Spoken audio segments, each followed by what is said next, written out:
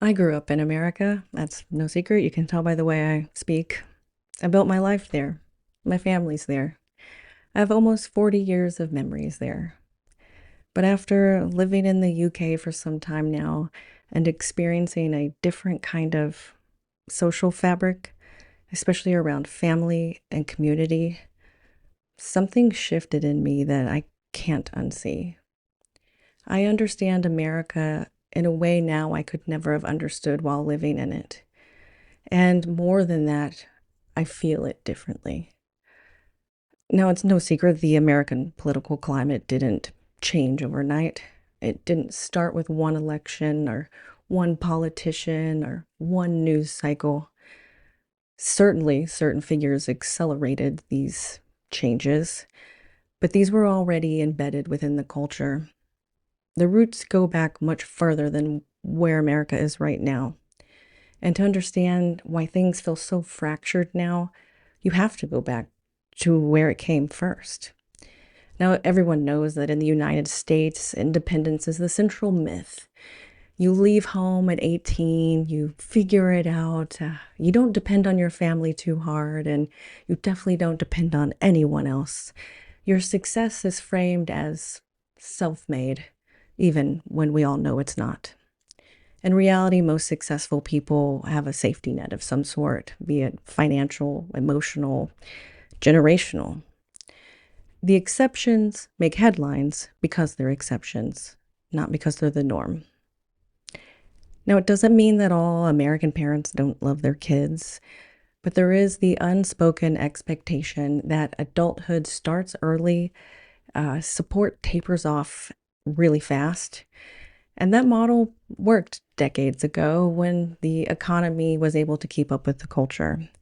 Jobs used to offer pensions, jobs used to cover your healthcare costs, homes were affordable, wages stretched much farther. And I know those last two issues are still a problem everywhere, but there's multiple issues in the States that add on to those. But back when those were possible, you realistically could leave at home and still build something stable while being young. But the culture didn't evolve as the economy continued to change. That expectation of leaving early and being successful stayed. Now, after 2008, pensions from companies largely disappeared and stability slowly eroded, and independence stopped being a rite of passage but became a necessary survival tool. People became more isolated long before politics sharpened this divide. Families already lived apart. Higher education just became more and more expensive, and opportunity pulled people away from their hometowns to the cities. So distance slowly became normal. Now, I myself moved 2,000 miles away from my home state of Kentucky to California in 2009 in the peak of the financial crisis, and many others did the same. We had to go where the jobs were. We had no choice. So then slowly distance became normal. Walking away becomes easier. And that matters when we go back to the political identity that has now become an emotional identity for so many in America. Because politics has turned belonging and disagreements into something more personal. I've watched many families fracture over politics in ways that go far beyond policy. There's no debates over taxes or healthcare, but now it's become a moral separation. People decide who is good, who is corrupt, who is patriotic, and who is anti American. Media ecosystems in America changed the emotional environment that people experience. In the US, cable news doesn't just report the news, it sorts it for you, it reinforces it for you, and it creates realities that people can live in with no friction or questions asked. And if you can consume one perspective of media long enough, it stops feeling like a different perspective, but it becomes your actual reality. And in the 1980s, they did away with the fairness doctrine that used to make news more balanced. Now you can just flip on a channel like it's a TV show to tell you and reinforce exactly what you want to hear. I know I've seen this shift also close up personally in my own family. As I've mentioned before, my mother in law is British, but she now lives in Texas. And when she first moved there, she struggled with the culture. She thought the violence was unsettling. She was shocked by the education system. And she used to speak how differently it felt. But over time, the media changed that. With her media habits changing, her circle changed, her language changed, and gradually her whole identity changed. Politics stopped being something as a preference and it became part of who she is as a person. So when that is part of who you are as a person, a disagreement doesn't feel like a discussion anymore. It feels like a personal attack. And things like it didn't stop just there. So there was a loss in the family recently, and that didn't bridge the gap. It hardened it, I would say, because in her eyes, this family member was anti-American, even though he was British and lived in Canada. She even sees me as anti-American, an 11th generation American who has had a family member fight in every war from the Revolution to enlisting in the Union Army to World War II, simply because I question leadership, which I would argue is probably one of the most American traits you can have. That is kind of how America became to exist, was questioning leadership. She even told her son that he has Trump derangement syndrome for having questions about the Epstein files, because there's no criticism allowed of the leader in America anymore. That makes you anti-American. So when one side's arguing policy and the other's arguing identity, those conversations rarely meet.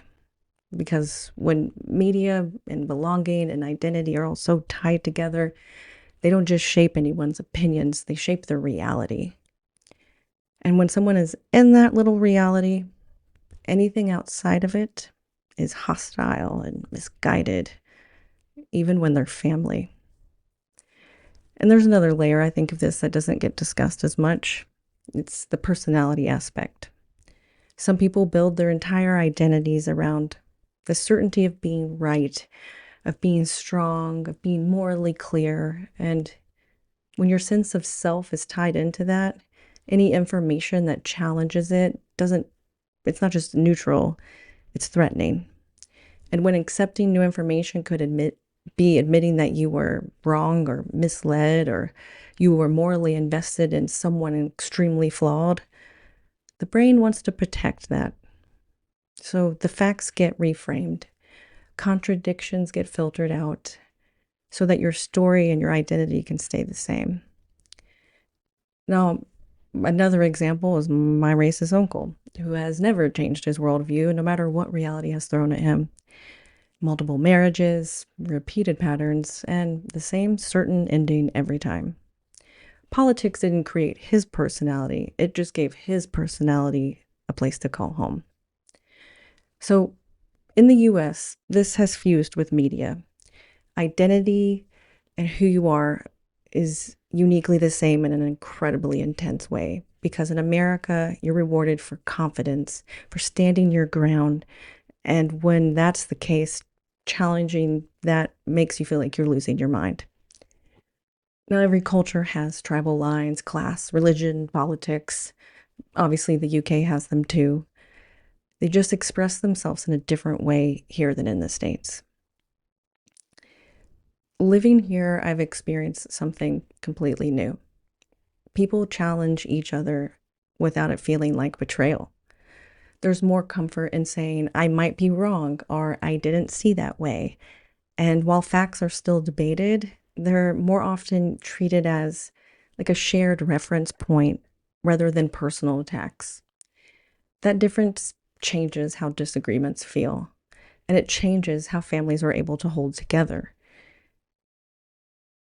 It's easy to say that politics changed America, but I think the answer is far more structural than that. Like I said, Americans move constantly. Kids leave home early. There's far fewer multi-generational homes until more recently. Financial independence is expected. So when a breaking point hits, You already have the space, so there's less friction in the separation. You're already used to standing on your own. And that part hit me the hardest coming here.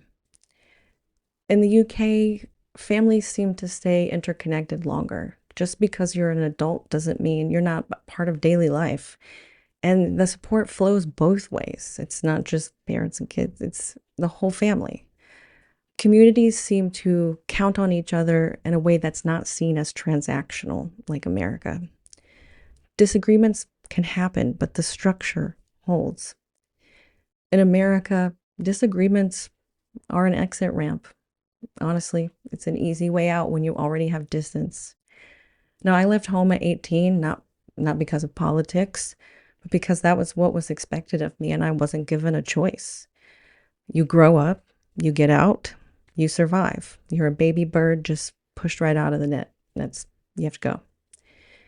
And that shows that even when relationships are okay, the system still assumes distance.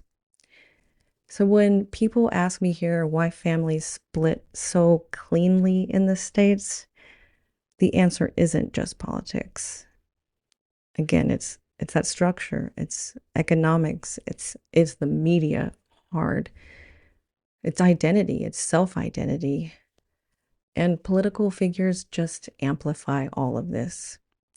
One person didn't start this, but they do exploit this. And what has changed, I think, in my lifetime the most, because these things were there, is that now the fractures are far more visible than they ever used to be. And once I stepped outside, once I experienced a culture where disagreement didn't mean disownment, where it didn't mean I wouldn't be part of the family, I realized how much tension I had just been carrying my entire life. And that's why I will never go back. Not because of anger, but because of clarity.